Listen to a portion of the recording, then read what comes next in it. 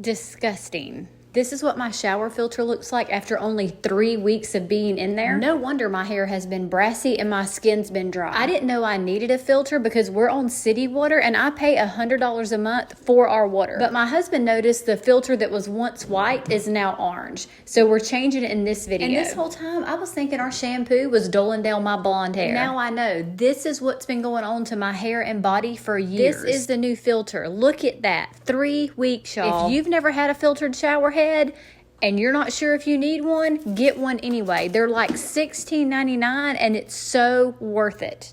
Look how easy the install was. You can get replacement filters online and a 30 pack's like $17.